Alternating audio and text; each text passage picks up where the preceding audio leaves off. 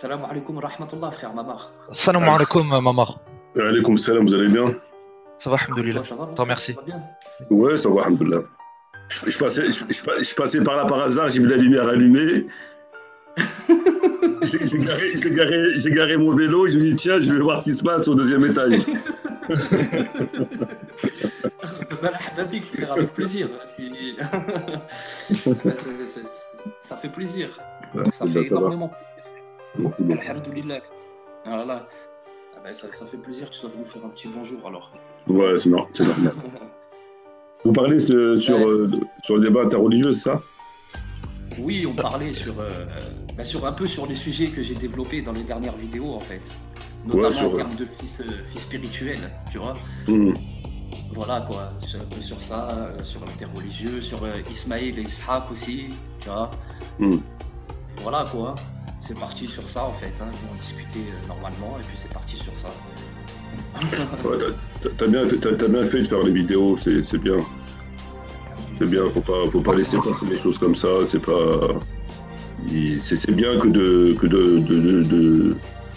faire montrer qu'on existe et qu'ils ne peuvent pas dire tout et n'importe quoi parce que la plupart des gens, apparemment, ça ne les intéresse pas, tu vois. Donc, Inch'Allah, que Dieu te récompense pour ça. Et c'est toujours mieux, en tout cas, de rester les bras croisés, tu comprends? Bien sûr frère, bien sûr, Voilà. bien Donc, sûr, tout à fait. celui qui veut récolter, il faut qu'il sème. Si tu ne sèmes pas, tu ne récoltes pas. C'est un principe physique, mathématique universel. Si tu veux récolter, il faut semer. Tu sèmes pas, tu récoltes pas. Ça me paraît évident, tu vois. Mais c'est vrai que ces questions du débat interreligieux, c'est véritablement une catastrophe. Parce qu'en fait, comme tu l'as dit dans ta vidéo par rapport au fait de la falsification de la Bible, moi je pense qu'ils considèrent que la Bible elle n'est pas falsifiée. Tu vois? Je pense qu'ils considèrent qu'elle n'est pas falsifiée, ouais, c'est ça. Parce qu'en fait, si tu préfères le débat interreligieux, comme quand j'ai fait le débat avec Karim, à la base, si tu préfères, il n'avait pas à venir faire le débat avec moi. À la base, si on reprend les choses depuis le début par rapport à mes interventions que j'avais faites concernant le débat interreligieux, ou dans lesquelles je disais à chaque fois que si on ne fait que cette discipline et qu'on ne fait pas ce pourquoi on est musulman, donc à travers ce que le prophète Mohammed il a laissé, ce que les compagnons ont accompli après lui, conformément à ce qui est dit dans le Coran et ce qui est dit dans la Sunna, il est évident que on s'égare et que c'est une voie de la perdition, à la condition seulement et uniquement que si on faisait que du débat interreligieux, que ce soit la discipline du débat interreligieux ou toute autre discipline, même le débat, quelqu'un qui va consacrer sa vie à faire du débat anti-chiite ou anti ce que tu veux, il fera exactement la même erreur, même si elle est plus réaliste que le débat interreligieux, parce qu'il n'existe plus de chrétiens au sens strict du terme, évidemment. Il sera un peu plus terre à terre, il sera beaucoup plus producteur en termes de guidance pour les musulmans qui, là, je peux bien le croire, des doutes parfois, et parfois quitte, entre guillemets, le sunnisme pour rejoindre le chiisme, il sera beaucoup plus productif et dans l'intérêt de l'islam, mais il s'écartera parce qu'à la base, Dieu, il ne nous a pas missionné pour de nous consacrer pleinement à une autre discipline que c'est celle pourquoi on est sur Terre. Et si on l'a fait, on peut la faire, ou, comme j'ai dit dans la vidéo, par deux possibilités. C'est ou bien qu'on fait ça à côté d'autre chose. C'est comme, par exemple, quand tu travailles, tu peux nourrir ton voisin ou une tierce personne à condition que tu te nourrisses toi-même et que tu nourrisses ta propre famille. Tu ne vas pas commencer à nourrir autrui, laisser ta famille mourir de faim. Tu ne peux pas appeler les gens à prendre le droit chemin si toi-même tu ne le prends pas. Tu ne peux pas appeler la famille du voisin à faire la prière si tu n'appelles pas tes propres enfants à faire la prière. Donc c'est une règle universelle dont il n'y a pas besoin de prouver davantage, qu'on commence par son âme, on commence par ses siens, et après on s'ouvre aux autres. Donc on peut le faire, comme j'avais dit dans la vidéo, que si on le fait à côté d'autre chose, c'est-à-dire qu'on a du temps pour le faire, ou s'il y a une autorité qui nous le permette. C'est-à-dire demain, sous l'autorité islamique qui te permet de le faire, tu peux le faire. Mais de là à délaisser, à tourner le dos, ce pourquoi le prophète il a été envoyé, pour ne faire que ça H24, 7 jours sur 7 et 12 mois sur 12, c'est évidemment une hérésie. Une hérésie pour la personne qui le fait, une hérésie pour les gens qui l'écoutent. et qui suivent ce chemin de la perdition. Parce que le jour des comptes, encore une fois, et je pense que tout le monde est d'accord là-dessus, Allah, il ne va pas te demander est-ce que Isa alayhi salam était sur la croix ou est-ce que c'était son sosie? Est-ce que Barabbas, il préférait les poivrons aux tomates? Est-ce que ceci, ça n'existe pas. Ça n'existe pas. Ça, qu'on le veuille ou pas, tu ne seras pas interrogé. Par contre, tu seras interrogé par la zakat, la prière, ordonner le bien, interdire le blâmable, les hudoud, la charia, l'unité des musulmans, venir au secours de son frère, l'application. En fait, finalement, pourquoi il est venu le prophète? C'est la voie du prophète, le tawhid, à travers les lois, à travers beaucoup de choses. C'est la voie du prophète. Et il se trouve que le débat s'est clôturé par, effectivement, oui, c'est vrai, et que le débat n'a plus d'être. Mais il se trouve que, par ailleurs, vraisemblablement, ça continue. Ça continue.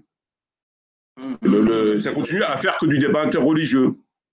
Alors que dans le débat, il s'est clôturé, oui, effectivement, c'est une évidence qu'on ne peut pas faire que ça, c'est une évidence. Mais en vérité, non, parce que ça continue, tu constates. Tu constates que ça continue et qu'il n'y a rien à côté. Tu comprends? Ah ouais, tout à fait. C'est même pire que ça. C'est même pire que ça. C'est n'importe quoi. Ouais. Oui, et par-dessus, c'est ça le problème, c'est que par-dessus le marché, quand on entend le débat interreligieux, tu ne peux pas débattre avec un chrétien. Tu auras plus de facilité à débattre avec un chiite, même si c'est quasiment impossible, qu'avec un chrétien. Pourquoi? Parce que quand tu vas débattre avec un chiite, par exemple, il n'y a pas de point, il n'y a pas de départ de vérité. C'est-à-dire que pour pouvoir commencer à discuter sur un sujet, il faut qu'on ait un point de départ qui est commun. C'est-à-dire que toi et moi, on a un point de départ qui est commun, et après, à travers ce point de départ, on va étayer avec des éléments sur lesquels on est d'accord, qu'on va interpréter, qu'on n'est pas d'accord, etc. Mais il faut partir d'un point sur lequel on est au moins d'accord. Et quand tu vas discuter, par exemple, avec des chiites, et qu'on n'a pas de point d'accord, c'est-à-dire qu'on va partir du Coran. On a soi-disant le même Coran. Bon, donc on va commencer par le Coran pour prouver, admettons, un sujet sur lequel on n'est pas d'accord. Admettons, on va prouver l'infaillibilité du prophète. Est-ce que le prophète Mohammed, il est infaillible? Et donc, on va étudier à travers le Coran, est-ce que Allah il a fait des reproches à Mohammed à travers son comportement, à travers des choses. Et que tu vas faire des prélèvements dans le Coran, que le Coran, pour justement étayer ta vision des choses. Les versets que tu vas opposer aux chiites, ils vont te dire quoi? Ils vont te dire c'est des métaphores. Le tafsir, il n'est pas bon. Il est ceci, il est cela. Donc, si tu préfères, ils vont t'enlever ces versets par un moyen qui est le leur. Donc, à partir du Coran, il n'y a pas moyen de discuter. Ne parlons même pas des hadiths, ne parlons même pas de l'histoire. Ça va être non, c'est pas vrai, ça c'est un faux, mais c'est pas comme ça. Donc, finalement, tu n'as pas de début de dossier. Il n'y a pas de début de dossier sur lequel tu peux discuter avec eux. Parce que chaque point que tu vas soulever, qui va être en ta faveur, va être contredit par ou bien non, il n'a pas dit ça, ou bien c'est une métaphore, ou bien le tafsir il n'est pas bon, etc., etc. Alors que même si le verset est évident, même si le verset il est évident, tu le lis, il est évident, il y a des versets qui sont évidents, il n'y a pas besoin de sortir de la salle pour les comprendre, il y a des versets qui sont tout à fait évidents. L'essentiel du Coran, il est évident.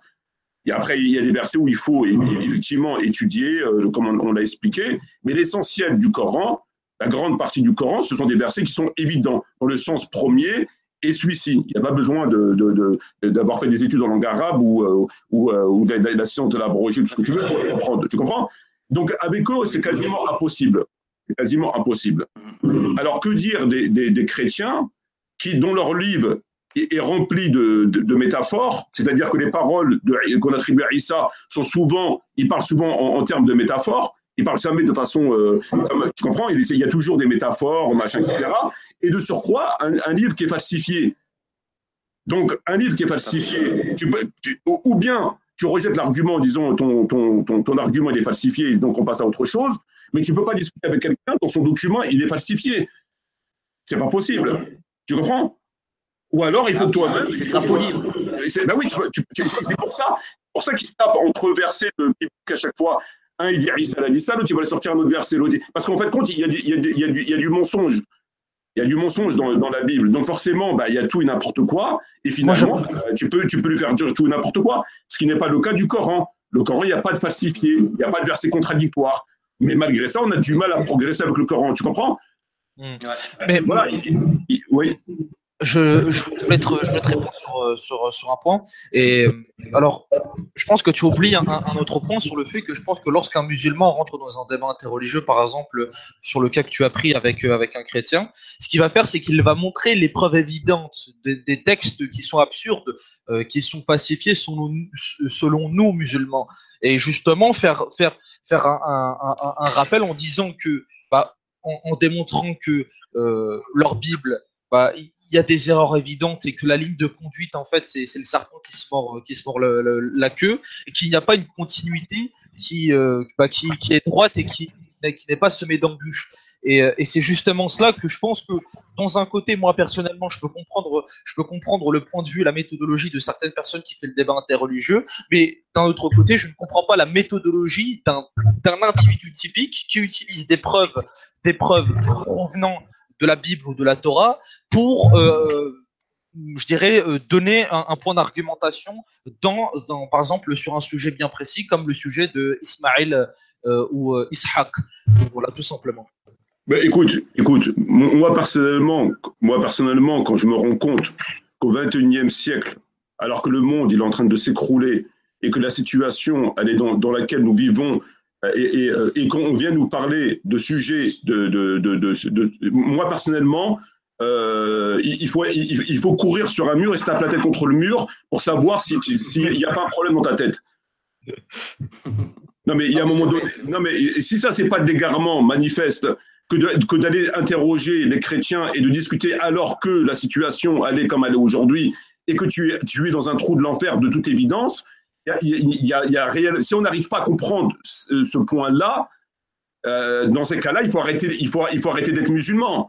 Dans ces cas-là, en quoi tu es musulman? En quoi il faut critiquer les prédicateurs du système qui passent leur temps eux-mêmes à distraire les gens et à les détourner de ce pourquoi, etc. Il faut arrêter d'être musulman.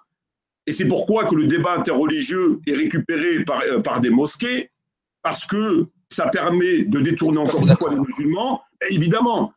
Je suis tout à fait d'accord avec toi. Écoute, ça rend la stratégie de distraction de la nation de Mohammed sallam, c'est un plan qui est organisé tout au haut de la pyramide. Ils ont une population qui est musulmane, qui a un livre qui n'est pas falsifié, et dont il suffit de lire correctement avec les yeux et avec le cœur ce que Allah demande. Et à partir de là, tu deviens un potentiel révolutionnaire, quelqu'un qui veut arrêter de suivre les pas du diable. Ces gens-là, on ne peut pas les détourner comme on a détourné les chrétiens, parce qu'eux, ils ont réussi à les détourner par la falsification de leurs documents. Ils ont réussi à toucher le document en soi, comme nous, ils ont réussi à toucher les hadiths. Avec les hadiths, on dit des choses, on pense des choses qui malheureusement ne sont pas en concordance avec le Coran, mais c'est à moindre mesure. Ça ne touche pas les piliers de la foi. Et tout ce qui aujourd'hui leur permet finalement de gérer ce milliard de musulmans, et notamment en France, évidemment est le bienvenu. Quand tu as plusieurs millions de musulmans qui sont potentiellement des gens qui peuvent revenir à leur religion à travers une lecture d'un islam politique et donc s'opposer et tout ce que tu voudras derrière, eh bien, évidemment que ça fait peur. Alors on va les distraire avec du rap, on va les distraire avec des discours futiles, avec tout ce que tu veux finalement. Tout ce qui peut servir à distraire les musulmans est le bienvenu et il doit être promotionné. Et tout ce qui les rappelle à ce pourquoi ils sont musulmans doit être combattu et éradiqué. Donc ça, c'est quand même pas compliqué pour comprendre ça.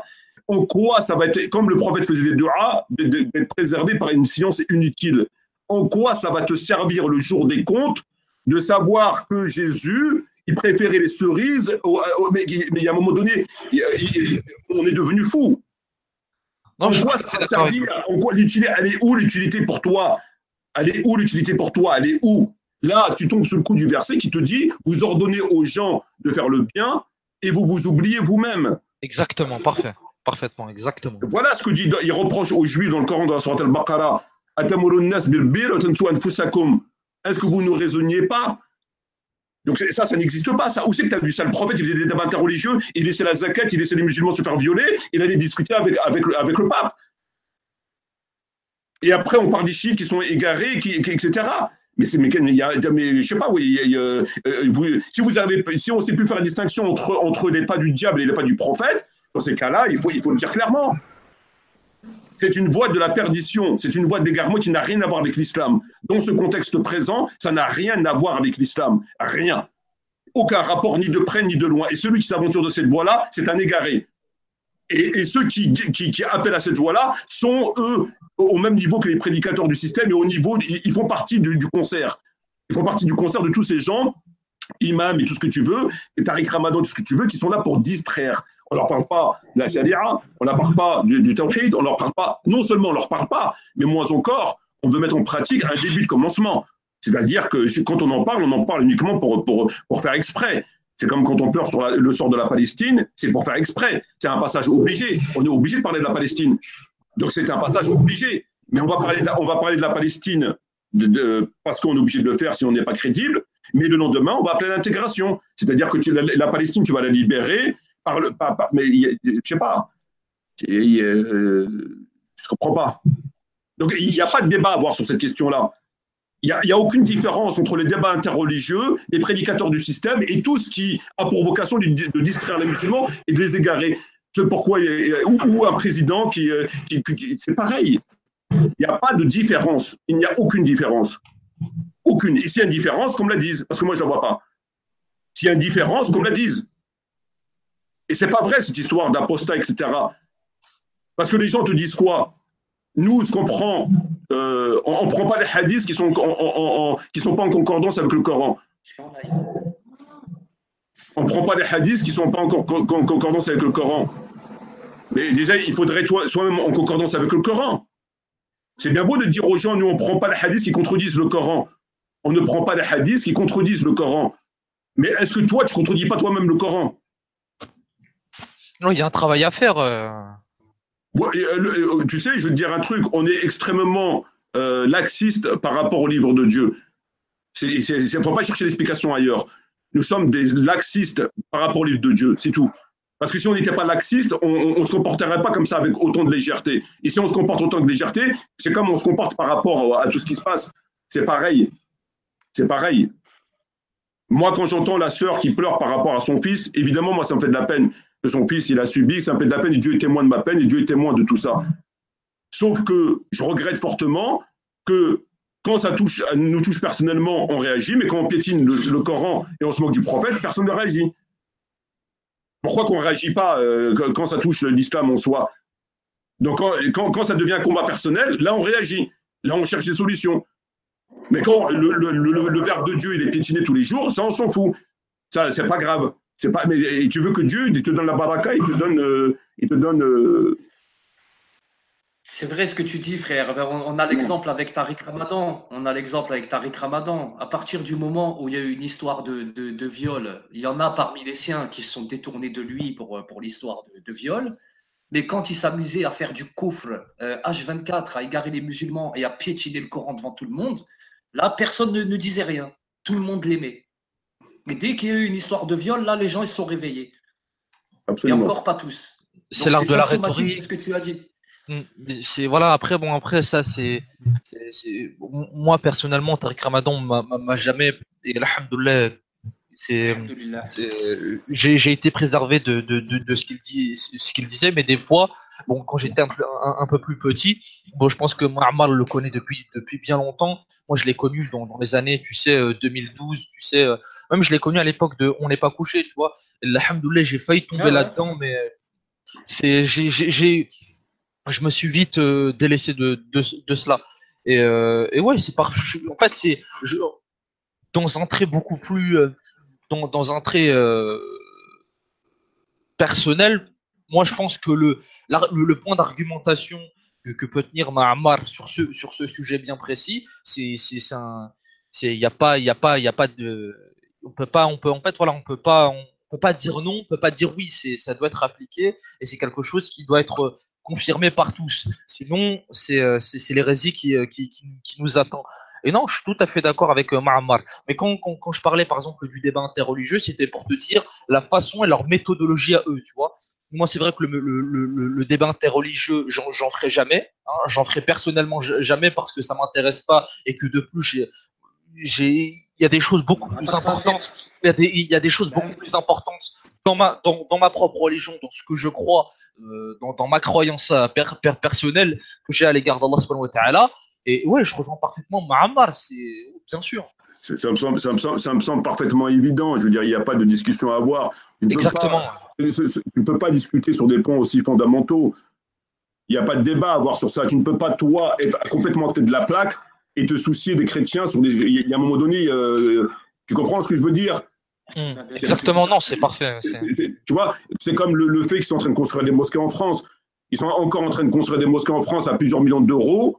Et par la même occasion, ils savent très bien les conséquences que ça va entraîner en termes d'apostasie par rapport à tout ce qu'on sait, et qu'ils ne pourront pas dire « Kalam Allah » comme il faut. Et quand tu vas aller les voir, tu leur dire « Pourquoi vous ne dites pas la vérité ?» Ils vont te dire « On ne peut pas, tu sais très bien, on est en France. » Et si tu es en France, pourquoi tu construis des mosquées si tu sais finalement que ta mosquée va servir à rien?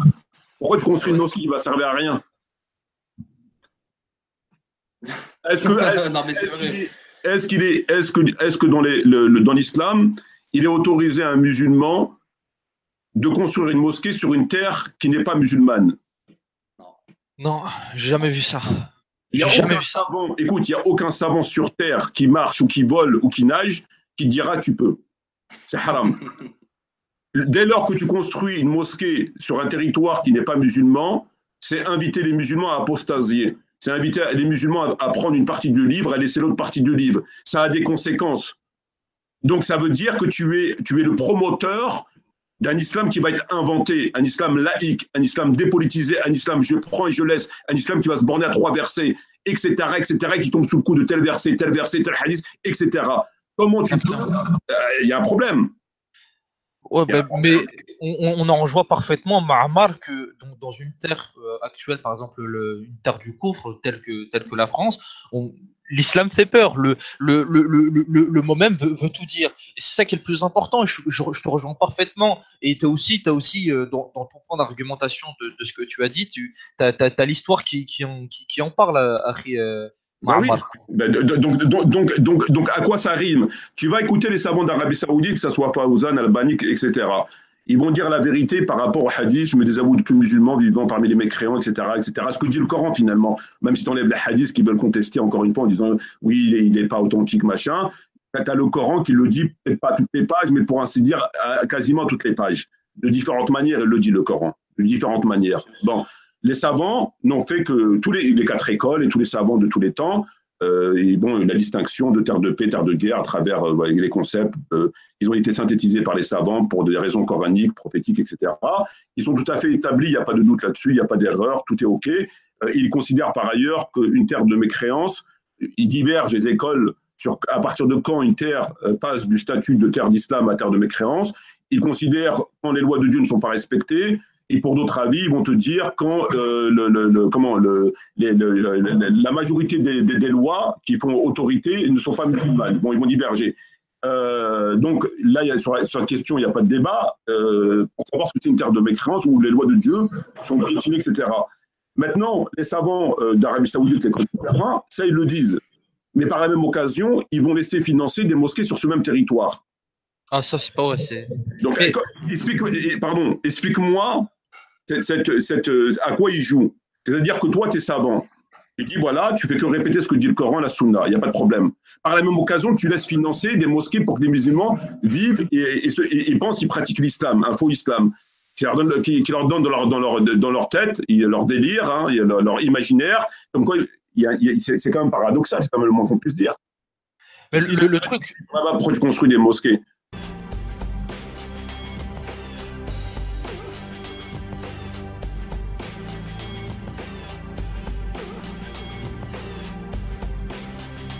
Écoute, moi je pense que si tu fais la hijra, comme tu dis, au Maroc, tu vas perdre au change. C'est que mon avis, mais à mon avis, tu vas perdre au change, parce que si effectivement tu vas gagner en termes d'appel à la prière et en termes d'autres choses, tu vas perdre en termes tu vas perdre sur d'autres points qui sont beaucoup plus importants. Donc si c'est pour se réfugier dans un endroit dont... C'est aussi pour le travail, frère. Ouais, non, mais c'est valable pour tout le monde, parce qu'il y a beaucoup de gens qui parlent de hijra, et qui dès lors qu'on entend l'appel à la prière ou qu'il y a plus de meufs en hijab ou des choses comme ça, ils considèrent que c'est bien. Or, ça fait pas la foi du musulman, ça fait pas ta croyance. Tu vas perdre en termes comment ça s'appelle, de possibilités de travailler.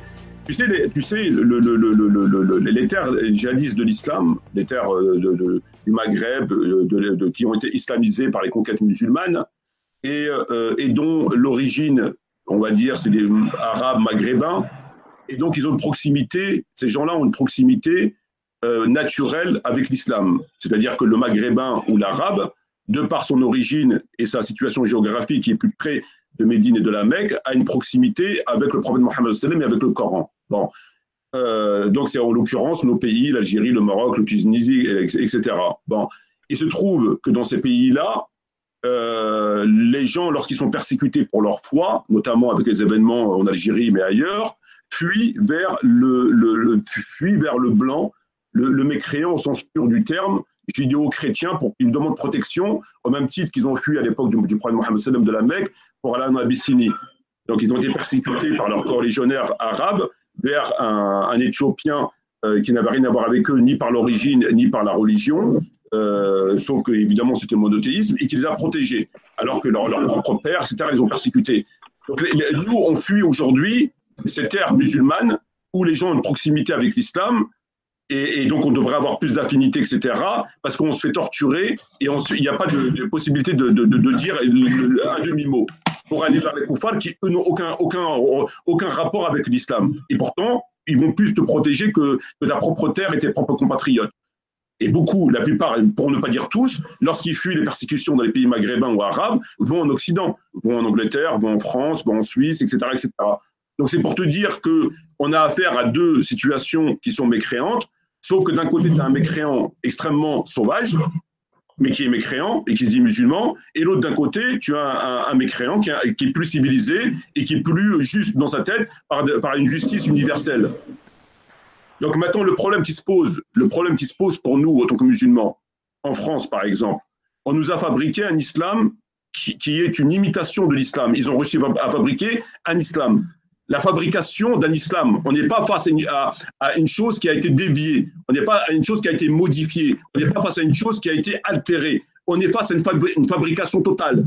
C'est comme si tu fabriques une imitation d'un sac Louis Vuitton ou d'un costume. Donc tu fabriques une imitation. C'est complètement un faux, tu mets l'étiquette, je ne sais pas moi, Louis Vuitton, mais en fin de compte, il a été fabriqué à Barbès, dans la cave de je ne sais pas qui. Donc c'est carrément mais il y a écrit Louis Vuitton dessus. Ah ben l'islam de France, c'est ça. C'est-à-dire qu'on a des mosquées qui ne sont pas des mosquées, on a des prêches qui ne sont pas des prêches, on a des imams qui roulent pour le Dajjal par le fait qu'ils soient apolitiques, laïcs, etc. On a une fabrication totale d'un faux islam. Parce que l'islam ne s'est jamais implanté ici et tout est faux. C'est juste des apparences.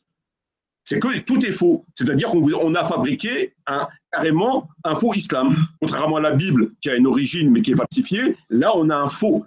Et les gens tombent dans ce faux. C'est un mirage. Il n'y a pas d'islam là-dedans. Donc maintenant, les gens, face à ce faux, tu ne peux pas valider une mosquée qui a été construite en contradiction avec la charia et tout ce que tu veux dans le Coran, notamment la Sourate Tawba, etc.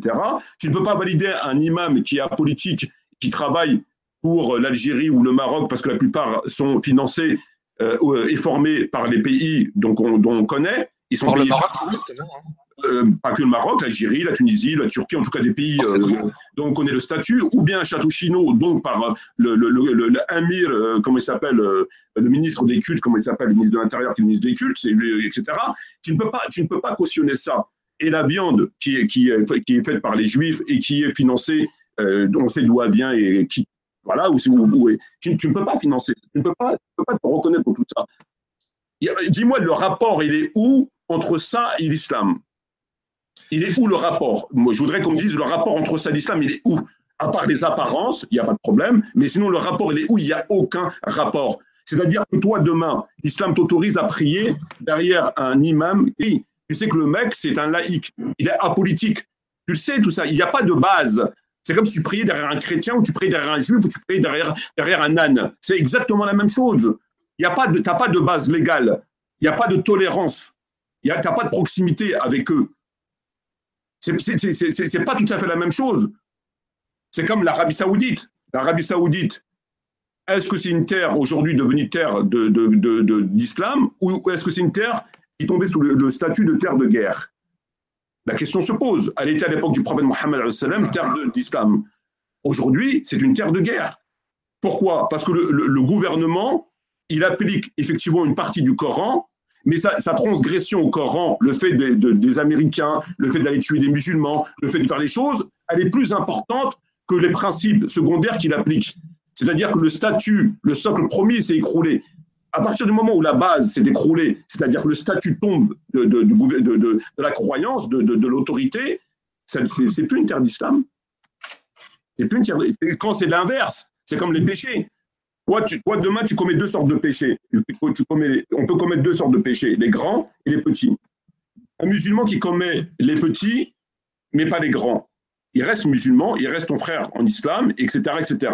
Il a commis les petits péchés, mais il ne commet pas les grands. Mais si demain il commet les grands péchés, mais qu'il ne commet pas les petits péchés, est-ce que c'est toujours ton frère en islam? Non, parce que le grand péché implique forcément qu'il sort à un moment donné de la croyance ou qu'il commet des crimes qui tombent sous la peine capitale. Donc, les choses s'inversent. Par le fait qu'il commet des grands péchés, son statut, il tombe. Et c'est pour ça qu'on appelle le gouvernement, c'est pareil. Et donc, aujourd'hui, nous, ce qu'on est en train de faire aujourd'hui, c'est qu'on nous a fabriqué carrément un faux islam qui n'a aucune origine, qui n'a aucun fondement, qui est tombé du ciel. Hein, il est là, ils ont fabriqué des mosquées, enfin tout ce que tu veux. Ils ont mis, avec tout ça, ils ont mis des boucheries, des petits trucs qu'on a besoin. Tout le reste, ils l'ont jeté à la poubelle. Les fondamentaux, il n'y a pas besoin.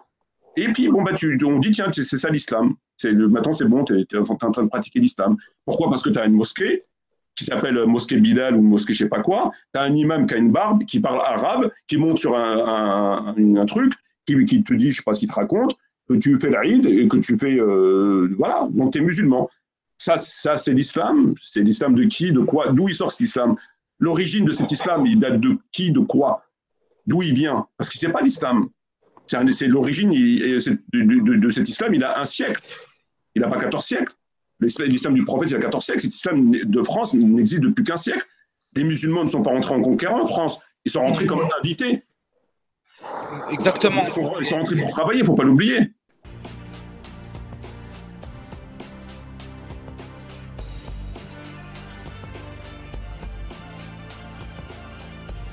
Vas-y, assalamu alaikum, Mohamed. Wa alaikum salam wa rahmatullah, les frères. Excusez-moi de ne pas vous avoir salué en premier lieu. Donc, moi, j'ai écouté un petit peu. Donc, je voulais un peu revenir sur la position de Ma'ammar, tu vois. Salam à toi, Ma'ammar.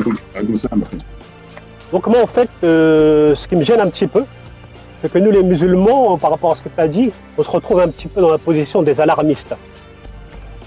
Donc, moi, je te rejoins dans le sens, par rapport à la transmission du message, que c'est vrai qu'il y a des priorités. Donc, par rapport à nos proches, les musulmans, et après, pourquoi pas les gens des autres communautés. Donc, verset à l'appui, Allah subhanahu wa ta'ala, il dit bien, il avertit les gens qui te sont le plus proches, dans surat Shu'ara, tu vois, mais par rapport, comment dire, à la position de la hijra, c'est-à-dire de l'immigration. Donc, moi, si je peux donner mon avis, correctement parlant, c'est que c'est vrai que notre présence ici en France, elle n'a aucun sens à partir du moment où on n'est pas productif. Mais après, il faut se dire qu'Allah subhanahu wa ta'ala, il est compatissant. Parce que c'est vrai, le fait d'immigrer dans un pays autre que la France, on en reviendra au même problème comme tu as dit. Mais ce qui est très intéressant, c'est quand tu regardes le verset qui parle de la hijra, Inna Allah ya'amru, tu vois, dans Surat An-Nahl, dans le 1690, Allah subhanahu wa ta'ala, il nous dit, attends, parce que j'ai perdu le verset, voilà, il est là. Innal lazina tawafahum, ceux qui ont fait du tort à eux-mêmes. Donc pour moi, le début de ce verset-là, il est très, comment dire, il est très significatif dans le sens où notre présence dans une terre musulmane, elle n'a aucun sens si on n'est pas productif. Parce qu'Allah subhanahu wa ta'ala, il a bien précisé, ceux qui ont fait du tort à eux-mêmes, les anges enlèveront leur âme en disant, où en étiez-vous à propos de votre religion, entre parenthèses? Et à eux de rétorquer, nous étions impuissants sur terre, dirent-ils. Alors que les anges diront, la terre d'Allah n'était-elle pas assez vaste pour vous permettre d'immigrer? Voilà bien dont ceux le refuge Non, voilà ceux dont le refuge sera l'enfer. Et quelle mauvaise destination.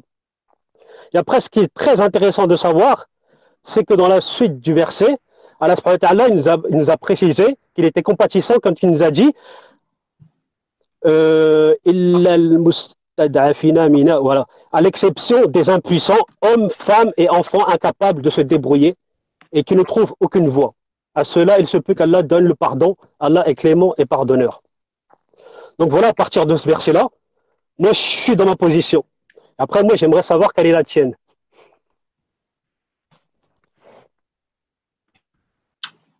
La question, elle s'adresse à moi, frère. Ouais, ça s'adresse à toi, maman. Bah, déjà, en fait, j'ai pas compris ta position. À quoi consiste ta position? Bah, pour savoir si tu me rejoignais par rapport à ça. Par rapport au verset évoqué sur la hijra, tu vois. Bah, écoute, ce sont des questions qui sont relativement simples.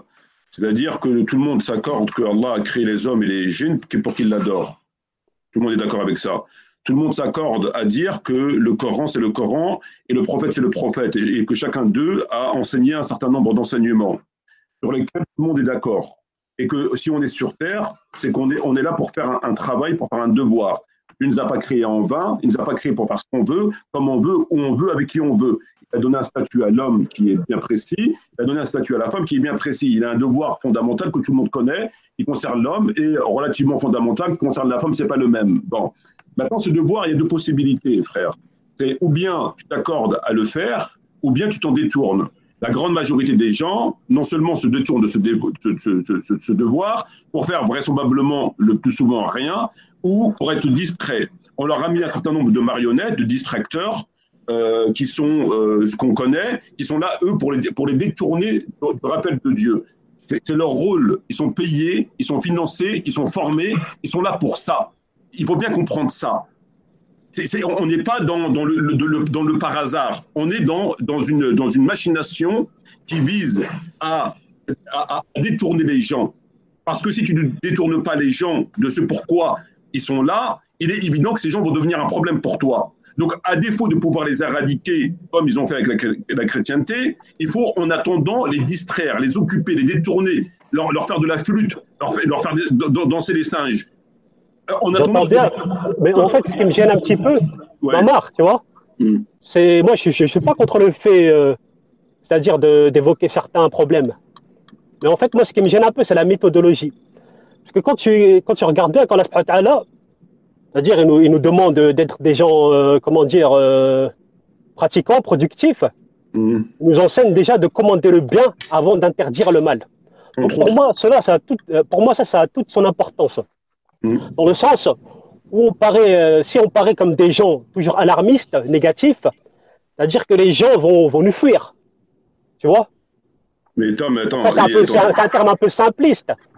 Mais tu vois, mais pour moi, il y a une façon de parler aux gens, pour moi, qui est quand même importante. Tu vois? Attends. C'est comme le problème du débat interreligieux. Tu vois, moi, je ne suis pas contre le fait.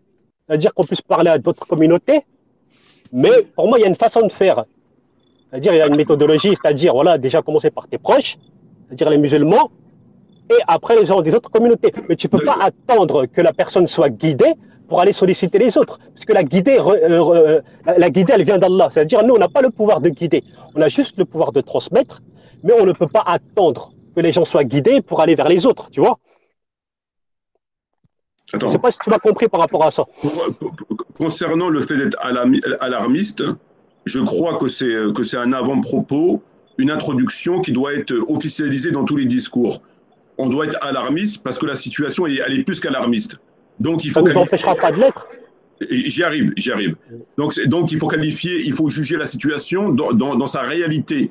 Et quand on la juge dans sa réalité, on ne peut pas venir avec le sourire et la minimiser à travers des propos. Il faut être extrêmement alarmiste parce que la situation, elle est extrêmement alarmiste et que les âmes des gens sont en péril.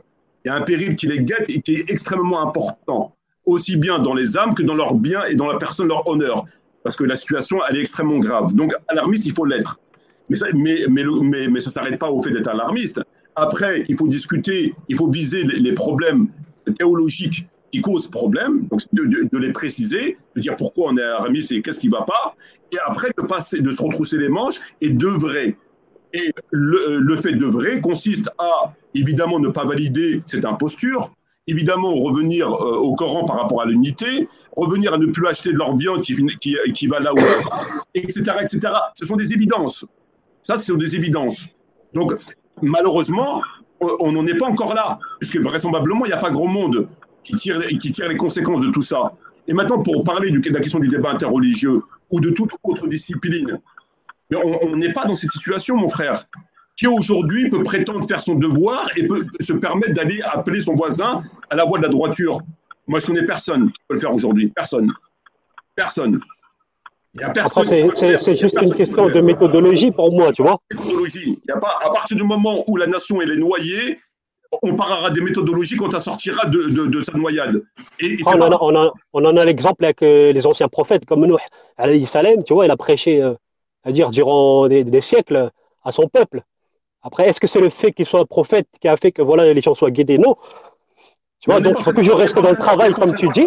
Mais on n'est pas en train de parler de guidance. Le problème, c'est que toi, tu me parles de guidance. Moi, je te parle de la situation de notre devoir. Je parle de problème, mais moi, je te parle de solution, en fait. C'est ça, en fait, ce que je suis en train de te dire, tu vois. Ben, la solution, on ne peut pas que se contenter d'évoquer les problèmes si on n'a pas les solutions. D'où l'enseignement du verset, comme je t'ai dit tout à l'heure. Attends, excuse-moi.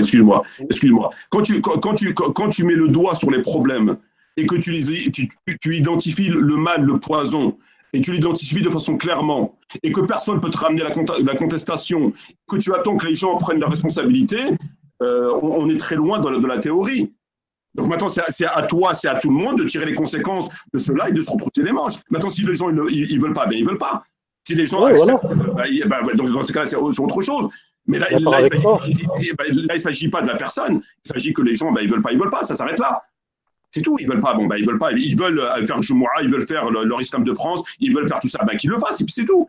Mais théologiquement parlant, preuve a été donnée que c'est une imposture et par toutes les preuves qui ont été avancées. Et c'est une évidence. Personne ne peut aujourd'hui dire c'est des Jumu'ah, c'est des mosquées. L'imam, bon, il a des défauts, mais il est quand même correct parce que nanani. S'il ne peut pas parler parce qu'on l'empêche de parler, ça, ce discours ne tient plus. On construit des mosquées aujourd'hui en France en sachant, de par les savants, notamment les contemporains d'Arabie Saoudite, qu'il est interdit aux musulmans de vivre sur un territoire non musulman. Mais on construit des mosquées pour leur dire vivez ici, avec tout ce que ça va impliquer. Je crois que les choses elles sont parfaitement claires. Et toi, Mohamed, tu ne penses pas que le travail doit être déjà, je ne vais pas dire déjà, que le travail doit être intérieur? C'est-à-dire que moi, en fait, je n'ai pas envie de me mettre dans la position de celui qui veut réformer le peuple. C'est-à-dire, moi, je suis dans la position de celui qui œuvre pour Dieu, dans le but que Dieu change la situation. C'est-à-dire, à partir du moment où nous, on fait le nécessaire, comme Allah il a dit, ne change pas l'état d'un peuple, tant qu'il ne change pas ce qu'il y a en lui. C'est-à-dire que c'est un travail intérieur. Et ça porte ses fruits. Tu peux me dire, il est où le nécessaire, mon frère? Le nécessaire, c'est comme tu fais, par exemple. C'est-à-dire, voilà, évoquer les problèmes. À part moi, il est où le nécessaire, à part moi? Après, moi, je ne peux pas prendre tous les cas. C'est-à-dire, nous, on parle de ce qui nous concerne. Moi, personnellement, quand je vais dans la rue, je ne vois pas de nécessaire. Quand je vais sur YouTube et je ne vois pas de nécessaire. Donc, si tu peux me dire, à part moi, comme tu dis, où est le nécessaire, moi je ne l'ai pas vu et j'aimerais bien le voir. Donc il est où ce nécessaire dont tu parles? Moi je ne le vois pas. Après, si tu dois être seul dans ton combat, tu seras seul, tu vois. Après, le but c'est de sensibiliser, tu vois. Donc c'est bien ce que je suis en train de te dire. Ouais. C'est que le nécessaire n'est pas fait, alors que à l'heure d'aujourd'hui, il y a des gens qui sont notamment sur le live, mais pas que sur le live, qui sont conscients et qui valident tout cela. Et malheureusement, ça ne suit pas derrière. Donc le nécessaire n'est pas fait. Il n'y a pas de nécessaire qui est fait. Il y a rien du tout. Ça ne suit pas dans le sens où tu ne vois pas de résultat ou où les gens sont inconscients et ne veulent pas être sensibles à ta cause. Déjà, ce n'est pas ma cause.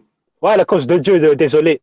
Déjà, pour commencer, ce n'est pas ma cause. Et de deux, quand je ne vois pas avec mes yeux. Donc j'aimerais savoir où sont ces gens qui font le nécessaire. Tu dis, où ils sont, moi je ne les vois pas. Après, je pense que ton devoir, c'est de faire en sorte de sensibiliser les gens. Après, voilà. Non, mais le plus important, c'est que toi, tu fasses le nécessaire et que tu sensibilises. C'est-à-dire, donc voilà. C'est-à-dire, tu ne dois pas attendre des gens. Justement, regarde, quand tu dis qu'il faut. Mais justement, je tiens un discours alarmiste, on me le reproche, mais tu es obligé d'être alarmiste. Ensuite, je ne me contente pas d'être alarmiste, je dis où est le problème. Aujourd'hui, vous êtes à l'opposé du Coran. Vous êtes en train de marcher vers un trou du feu de l'enfer, vous pratiquez un islam qu'on vous a inventé, vous bafouez enfin bref. Donc on est dans la poubelle de l'humanité. Donc on veut savoir les causes de cette maladie.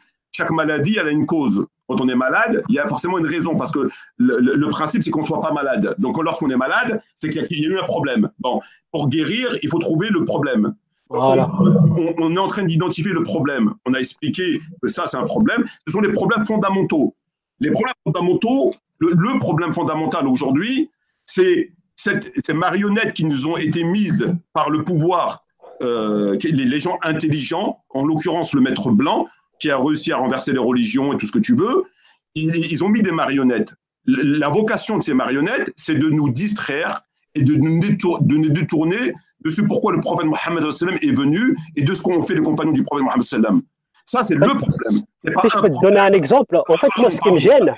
Pardon. C'est pas un problème, c'est le problème. Voilà. C'est pas un problème. Aujourd'hui, on veut nous faire croire que le problème, c'est l'islamophobie. On veut nous croire que le problème, c'est les Américains. On veut nous faire croire que le problème, c'est les chiites. On veut nous faire croire que le problème, c'est Trump. On veut nous faire croire que le problème, c'est les juifs. On veut nous faire croire que le problème, que c'est Satan. Satan, c'est lui qui nous met des bâtons dans les roues et que c'est finalement, il nous aime pas. En fait, compte, le problème, c'est tout le monde. C'est pas la source, en fait. C'est des problèmes parmi des problèmes. Le problème, c'est tout le monde. C'est toute l'humanité. Mais c'est pas nous. C'est toute l'humanité depuis Adam, sauf le vrai problème. Et ça, c'est volontaire. Quand tu vois Mohamed Merwan qui fait son collectif, alors que par la même occasion, il est financé par Soros, le même qui finance le féminisme, et qu'un mec, quelqu'un qui n'a aucune notion de la religion, moi, j'ai rien contre lui, je ne le connais pas. Donc, j'ai rien. Mais il y a quand même des évidences. Quelqu'un qui n'a aucune notion de la religion, ce n'est pas un théologien. Ce n'est pas quelqu'un qui a voué sa vie à s'en rapprocher de Dieu. Bon. Par conséquent, il ne peut pas se poser comme un leader d'une cause religieuse. Il peut être épaulé, il peut être entouré, mais il ne peut pas, parce que il n'a jamais été dedans. Il n'a jamais été dedans, donc il ne peut pas. C'est un principe de l'islam. Je ne sais pas si tu m'as compris, Mamar. Je termine. Et quand tu rajoutes à ça, on lui fait de la publicité sur BFM, il passe sur BFM, il fait des débats avec Copé. Moi, quand je vois ça, excuse-moi, quand je vois que BFM donne le micro à un leader et lui fait de la pub, même s'il l'insulte un petit peu, comme il faisait avec Tariq Ramadan, il faisait exprès de l'attaquer un petit peu, mais finalement, on lui donne c'est une stratégie qui est connue. On invite Zemmour. Zemmour, il tient des propos graves vis-à-vis de l'islam. Alors, qu'est-ce qu'ils font les journalistes quand ils invitent Zemmour, Ardisson, et Europe 1 et tout ce que tu veux? Ils font exprès d'être scandalisés. Oui, vous avez dit ça quand même, oui, mais quand même, mais vas-y, continue à dire tes conneries. C'est-à-dire qu'on va lui donner 1 heure de micro ou 2 heures de micro, dans laquelle il va dire tout ce qui lui passe par la tête, mais on va faire croire qu'on est contre lui. Ouais, mais quand même, là, vous êtes un petit peu fort. Mais oui, mais quand même, là, vous exagérez. Mais si c'est quand même, pourquoi tu donnes le micro? Si le mec, il exagère, il déconne, bah, donne-lui pas le micro. En fait, toi, ce qui me gêne, Mamar, c'est que la personne ne sera pas disposée à accepter, à dire ta critique par rapport à lui. Parce qu'en fait, pour moi, la méthode, ce serait de s'en prendre à la maladie, et de ne pas s'en prendre au malade. Je ne sais pas si tu m'as compris. Tu comprends ce que je veux dire? C'est-à-dire, comment veux-tu qu'une personne soit sensible, c'est-à-dire à la cause que tu soutiens, si tu la braques? Tu vois ce que je veux dire? Même si tu dis la vérité, en fait. Donc, pour moi, il ne serait pas plus préférable, c'est-à-dire d'évoquer des problèmes sans pour autant viser la personne. Si tu veux que cette personne-là soit sensible, c'est-à-dire, comment dire, à ta critique. Mais là, frère, attends, là, c'est spectaculaire quand même. Donc, quand Allah, dans le Coran, il met la malédiction d'Allah sur les mécréants, sans parler de Surat At-Tawbah, alors là, il est trop dur, les gens, ils vont se braquer. Non, mais il a maudit des peuples auxquels. Ouais, mais on s'en fout, auquel il a fait révélation. Les gens se sont braqués devant le prophète alayhi salatu wassalam, et ils ne vont pas se braquer devant nous. Ils vont tous se braquer devant la vérité. C'est normal, ça, frère. Je ne comprends pas, en fait, ce que tu dis. Je ne parle pas de la vérité, moi, Malik. Tu vois, non, mais je ne comprends pas ce que tu dis depuis tout à l'heure, en fait. Je ne parle pas le fait de se sentir braqué par rapport à la vérité, mais par rapport à ta façon d'agir. Tu vois? Mais quelle façon, frère? Quelle façon? Alors, il faut qu'on fasse quoi, frère? Pour moi, il y a une façon de parler aux gens, Malik, tu vois? Ouais, mais il faut qu'on fasse quoi? Il faut qu'on rampe. On parle tout ce qu'il y a de plus normalement possible, mon frère. Et même moi, j'essaie de faire des efforts. Mamar, il parle tout ce qu'il y a de plus normalement possible, avec les versets du Coran, avec la politesse, avec le respect, avec son visage devant tout le monde. Qu'est-ce qu'il faut de plus? Qu'on ramène des macroudes, des cornes de gazelle, et On a des exemples, Malik, tu vois. qu'on leur mette ben, on a des exemples. Quand le prophète, alayhi salatu wassalam, il a dit ne vous alliez pas avec les juifs et les chrétiens, ils sont alliés les uns des autres, quiconque les prend pour alliés devient l'un des leurs. Donc ça devient un kafir. Est-ce que là il y a eu des façons de faire? Est-ce qu'on a mis des banderoles? Quels exemples? Bah, tu prends l'exemple de Moussa alayhi salam. Moussa alayhi salam, il a jeté les 10 commandements par terre. Il a jeté les tablettes des 10 commandements par terre. Et il a maudit les gens qui ont adoré le vaudeur. Il a maudit les gens qui ont adoré le vaudeur. Donc, de quoi vous parlez, là, en fait? Quelle méthodologie? Mais je te parle de Pharaon, en fait. Quand Moussa il est parti voir Pharaon, Allah il a dit parle-lui. C'est-à-dire de façon douce, peut-être craindra-t-il. On se le dire. Donc, pour moi, ça a toute son importance. Il a craint. Et Allah, il ne lui a pas envoyé 12 plaies. Allah, il lui a pas envoyé 12 plaies. Il faut juste respecter la méthodologie.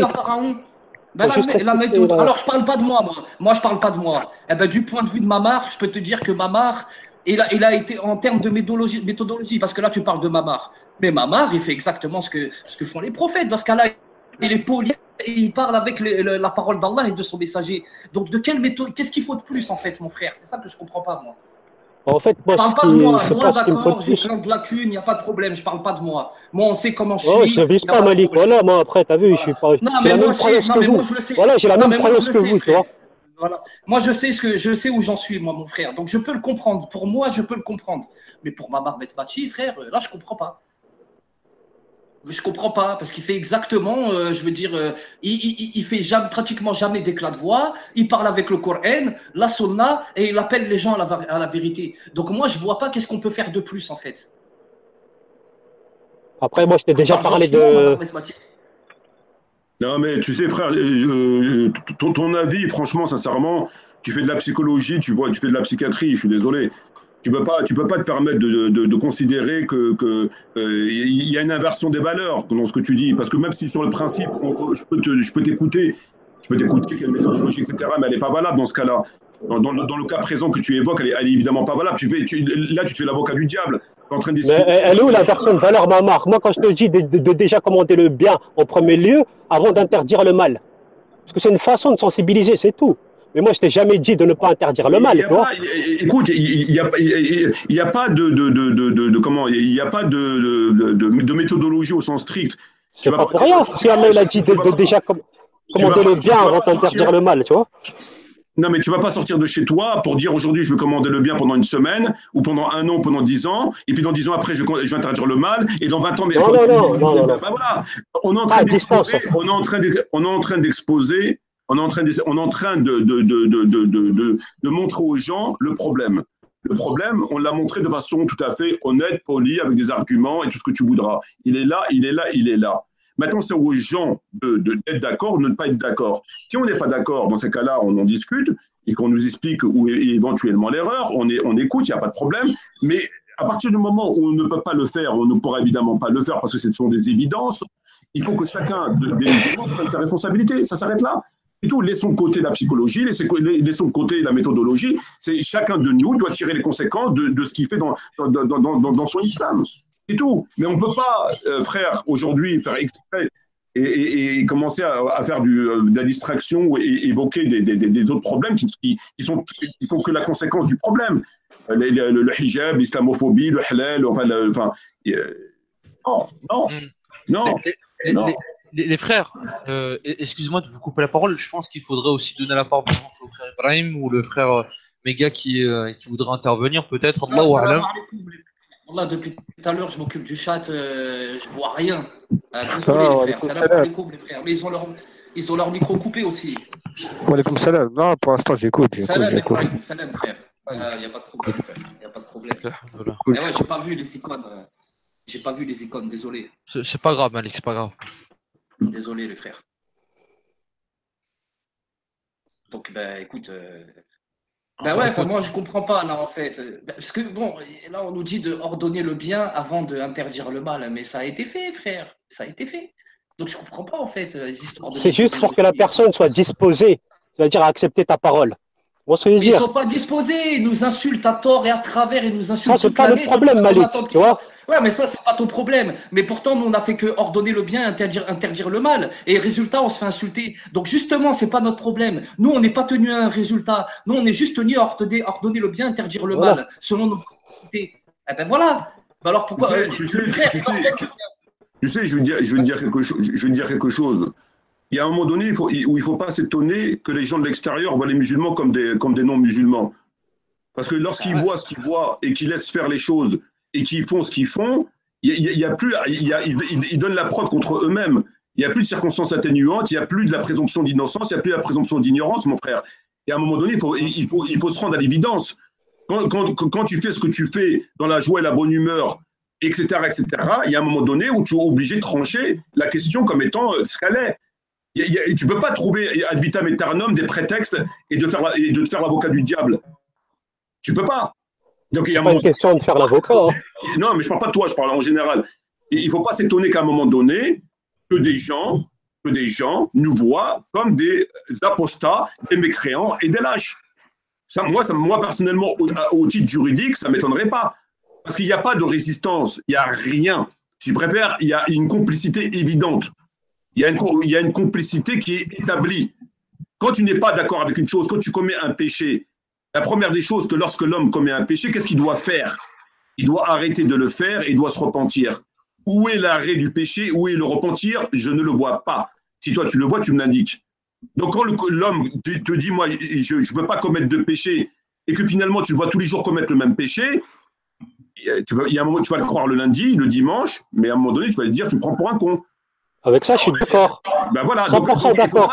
il ne faut pas s'étonner que quand tu analyses la situation de l'islam de France et cette complicité par le silence, cette complicité par la non-assistance, cette complicité par 1 milliard de choses qui est récurrente, qui est permanente, qui est offensive, il y a un moment donné, le juge juge, le juriste juge, il tranche.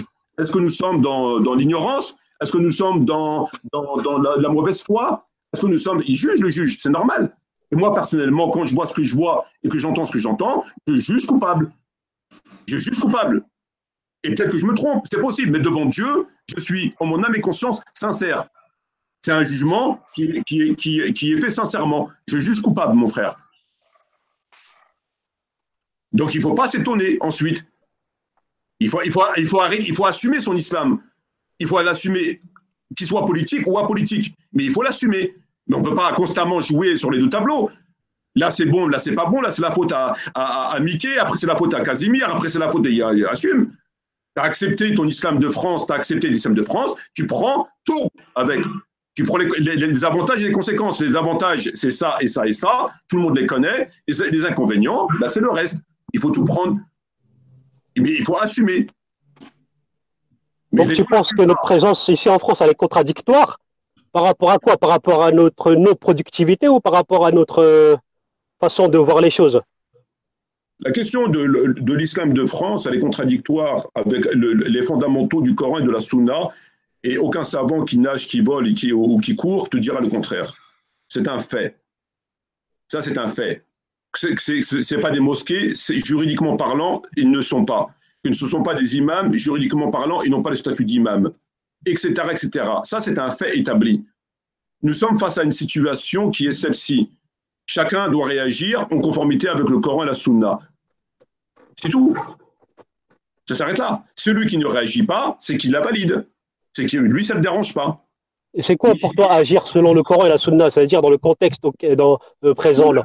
Le contexte présent, c'est déjà d'arrêter d'alimenter ce monstre, cette mauvaise photocopie, cette imposture. C'est quand même la moindre des choses. Tu ne donnes pas à manger à ton ennemi quand même. Oui, d'accord avec toi. Ben voilà. Donc, tu donnes à manger à deux êtres que Dieu déteste le plus. Il déteste Dieu le plus, les kuffars et les hypocrites. Ce sont les deux statuts qui sont constamment évoqués dans le Coran. Et Dieu, le prophète dit, lorsqu'un musulman dit Sayyid, un hypocrite, Dieu se met en colère. Donc aujourd'hui, tu as deux ennemis qui se tiennent la main. Le mécréant, par le pouvoir et l'intelligence qu'il a donné le pouvoir aux hypocrites pour garder la bergerie. Ils s'entraident mutuellement. Le koufar, il est intelligent, il est puissant économiquement. Lui, ce qui l'arrange, ben évidemment, ce n'est pas l'islam du prophète Mohammed, c'est ce que l'on sait. Et pour ce faire, il ne peut pas, Macron, faire une khutbah, il n'est pas crédible. François Hollande, il fait une khutbah, il n'est pas crédible. Donc, ils ont fait une alliance kafir hypocrite pour écraser les musulmans et pour permettre la domination des non-musulmans, appelle-les comme tu veux, sur le monde musulman qui fonctionne très bien jusqu'à maintenant et que tout le monde connaît. Donc maintenant, toi, il y a deux possibilités. C'est où tu vas nourrir ce diable, tu vas le nourrir par ta personne, par ton argent, ou tu vas lui couper les ponts, tu vas l'assécher, tu vas essayer de le juguler, l'attraper par la gorge, et lui mettre ton pied sur la gorge pour l'écraser par terre. Il y a deux possibilités. Ou tu es contre, ou tu es pour. Ou tu es un révolutionnaire, ou tu alimentes. Il n'y a pas de troisième possibilité, troisième voie. Donc maintenant, pour ce faire, eh ben, tu arrêtes d'alimenter cette imposture, tu arrêtes de manger la viande qui finance, on sait qui vend la viande halal en France, tu arrêtes d'alimenter tout ça qui tue l'islam et les musulmans à travers le monde, ce qui me semble tout à fait évident quand même. Il n'y a pas besoin de connaître l'alphabet arabe entière et de la réciter pour comprendre ça. Il y a quand même quand même. Et tout ce qui tombe sur la distraction, comme le débat interreligieux, en fait partie. Tout ce qui distrait les musulmans de ce pourquoi le prophète a été envoyé est un ennemi déclaré. C'est aussi simple que ça. On ne va pas discuter pendant 107 ans pour comprendre ça. Il n'y a pas de tiède. C'est ou avec ou contre. Il n'y a pas de entre deux mesures. Ça n'existe pas, ça. Tout ce qui distrait les musulmans de ce pourquoi le prophète est envoyé, ce sont des ennemis qui sont financés, aidés par le diable à travers leur activité. Moi, en de fait, je l'intérieur pense. ou de l'extérieur, c'est tout. C'est tout, de l'intérieur ou de l'extérieur. Ils te mettent du rap, ils te mettent du film, ils te mettent des trucs pour étourdir la jeunesse qui peut tomber dans l'islam. Alors on leur met du rap pour essayer de faire en sorte qu'ils ne tombent pas dans l'islam. Donc on essaie de les repêcher avant. Et quand ça ne marche pas, quand ils tombent dans l'islam, on leur met des fausses indications. C'est tout droit, tout à droite. Donc on leur met des gens, mais c'est quand même incroyable quand même. Est-ce que vous vous rendez compte de ceux que vous appelez imams, qu'est-ce qu'ils sont? Je veux dire, les Khawarij à côté, c'était des saints, c'était des apôtres. Vous ne vous rendez pas compte derrière qui vous. C'est quand même incroyable. Il faut lire le Coran.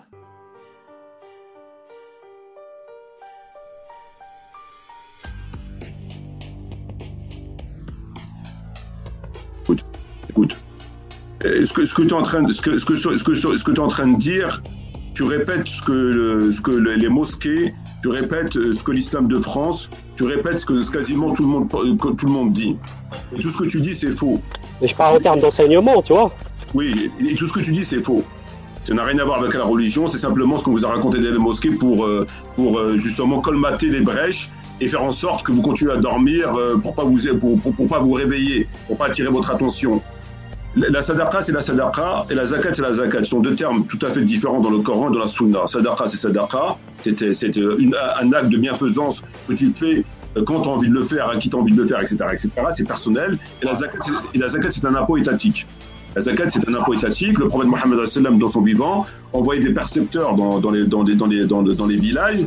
Il récoltait la zakat, il ramenait la zakat, il la donnait au prophète, il la mettait au trésor public. Et à l'époque du prophète Mohammed, lorsque celui-ci il est mort, les tribus, elles ont apostasié par le moyen du refus de payer la zakat aux percepteurs. Et donc, il a envoyé 11 détachements à Abu Bakr pour combattre ces gens, afin qu'ils payent la zakat conformément à ce qui est écrit dans le Coran. Et le prophète, etc. C'est une obligation, et ça fait ton sang n'est plus licite dès lors que tu ne la payes pas. Ton statut de musulman, il tombe. Si tu n'as aucune raison de ne pas la payer, c'est comme la prière, ton statut, il tombe. Et elle est obligatoirement reversée, je dis parce que c'est un impôt étatique, c'est comme les impôts en France, elle est obligatoirement reversée à l'autorité musulmane. Mais comme cette autorité musulmane n'existe plus, voilà. Mais comme cette autorité musulmane n'existe plus, voilà. On se doit de la reverser personnellement. Et que eux, ils ne veulent pas vous dire la vérité, parce qu'évidemment, s'ils vous disent que vous ne payez pas la zakat, alors c'est écrit dans tout le Coran entier. À chaque fois qu'Allah parle de la prière, parle de la zakat. Il y a même un compagnon, Ibn Mas'ud de mémoire, qui dit la prière n'est pas agréée si tu ne payes pas la zakat. Ça va loin. Donc, ce que nous, vous donnez, soi-disant, c'est pas la zakat, c'est du bricolage. Vous faites du bricolage, comme d'ailleurs, il faut du bricolage avec tout. Les mosquées, c'est pas des mosquées, les imams, c'est pas des mosquées, la zakat, c'est pas la zakat, la vente halal, on fait compte, elle n'est pas halal, et l'argent même, soi-disant, parce que tu veux purifier ton argent. La zakat sert à purifier ton argent, entre autres. Bon. Quand tu veux purifier. Non, il y a la baraka dans ton argent, mais elle peut purifier ton âme. Oui, c'est la baraka. Baraka dans ton argent. Ça va ensemble. Donc la zakat sert entre autres à purifier l'argent, donc ton âme à toi. Mais l'argent des gens, il faudrait qu'il soit halal. Quand l'argent vient d'un système qui est le système qu'on connaît, où le haram il est mélangé avec le halal, etc., l'argent n'est plus halal, il est haram.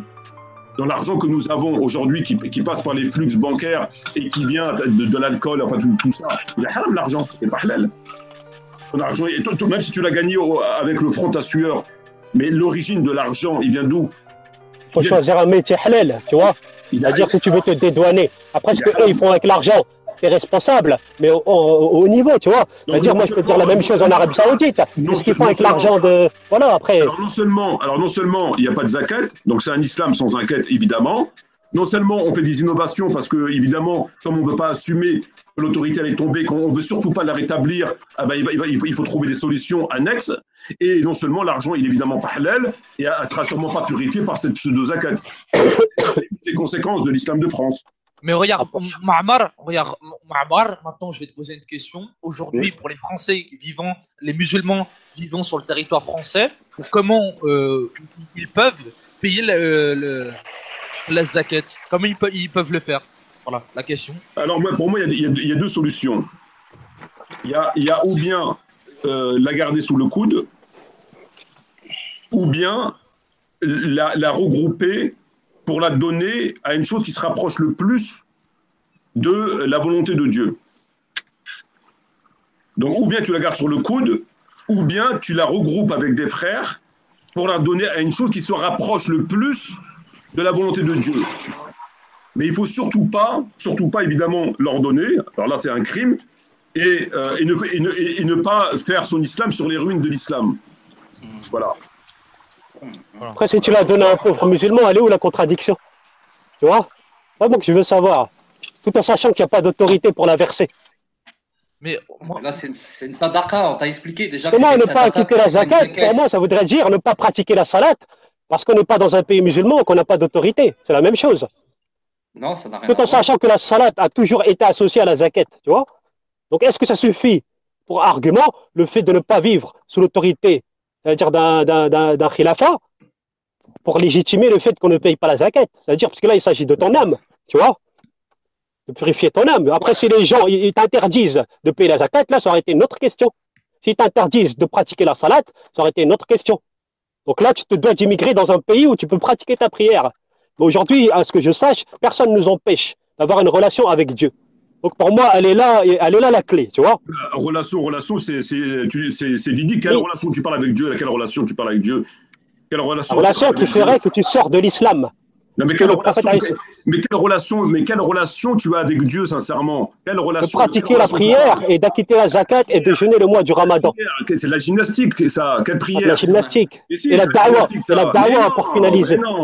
Mais non. C'est la gymnastique, ça. La prière, il ne suffit pas à faire des recours et des sujouds et 5 fois par jour pour dire je fais la prière. C'est un abus de langage. La prière, c'est une soumission à Dieu. Quand on est soumis à Dieu, on est soumis dans la langue et dans les actes et dans le cœur. On ne marche pas toute la journée sur le livre de Dieu, puis après on vient faire le recours et le sujoud. Oui, mais elle est où la différence de vivre à l'époque du prophète au milieu des polythéistes et aujourd'hui de vivre en France au milieu des polythéistes? Elle est où la différence pour toi? Il n'y a aucune différence. Est-ce que ça a empêché le prophète d'accomplir son devoir religieux, d'appeler les gens à l'islam? Ben, c'est normal parce que vous avez ça fait partie de la méthodologie des mosquées de France que de revenir pour justifier l'injustifiable. Ils ont trouvé un moyen complètement perverti qui consiste à revenir à des périodes qui ont été révolues. Mais tu peux te désolidariser des mosquées de France. Je voudrais bien te répondre à ta question. Tu peux te désolidariser et construire ta mosquée. Tu as posé une question, je voudrais bien te répondre à ta question, sauf que tu m'interrompes. Vas-y. Si c'est pas trop de demander. Non, vas-y. Donc, parmi la méthodologie que l'islam de France a inventée pour justifier l'injustifiable, consiste à revenir à des situations qui ont été abrogées et que le prophète a vécu. Ça veut dire, par exemple, que le prophète, il est parti en terre, il a envoyé des compagnons au Négus en Éthiopie. Ils vont te dire, tu peux vivre avec les chrétiens. Le prophète ceci, le prophète cela. Donc, ils vont prendre des situations qui étaient dans leur contexte et qui n'avaient pas le choix de vivre. Et ils vont te dire, voilà, le prophète, il l'a fait. Mais ils vont oublier de te dire que, c'est des situations qui sont évidemment abrogées par la période médinoise, dans un premier temps. Et ils vont surtout oublier de te dire que le prophète était dans une situation contre son gré et qu'il a fait en sorte d'en sortir. Il n'est pas resté. Alors que vous, contrairement aux prophètes, non seulement vous revenez à des situations qui ont été abrogées par le temps, mais en plus, vous y demeurez. C'est-à-dire que vous n'avez aucunement l'intention d'en sortir. C'est-à-dire comment ça, abrogé avec le temps? Je ne comprends pas. Ben, c'est abrogé avec le temps. Le Coran, il est universel et intemporel. Les versets qui parlent de soutenir la cause d'Allah. Si vous soutenez la cause d'Allah, il vous raffermira vos pas, fera triompher votre religion. Est-ce qu'il y a un contexte? Est-ce qu'on doit se fier par rapport au contexte? C'est un principe, c'est-à-dire qui se font en toute époque, tu vois, en période islamique, même pré-islamique, tu vois. C'est un principe coranique, donc voilà, ça ne nous empêche pas de quand je parle avec toi, le mettre en application. Avant de vous quitter, quand je parle avec toi, je mesure tout le problème de l'islam de France. Parce que si les gens qui discutent avec toi et que tu leur tiens le même discours en France, ça fait froid dans le dos. Parce que ton discours, il est extrêmement dangereux dans la mesure où tu es en train de dire tout et n'importe quoi et que tu essayes de justifier l'injustifiable avec tout et n'importe quoi. Et quand ce discours marche avec des gens, parce que ça les arrange un petit peu, sincèrement, ça fait froid dans le dos. Et ce discours-là, il doit évidemment cesser. Cette mascarade de langage qui veut absolument rien dire, où tu mélanges tout et n'importe quoi, la zakat, la sadar, la da'wa, le machin, le truc, je ne sais pas ce que tu racontes, c'est une malédiction pour nous. Ce que tu dis, c'est pour moi, je le vois comme une malédiction pour nous. Tu dis absolument tout et n'importe quoi pour justifier l'injustifiable. C'est tout.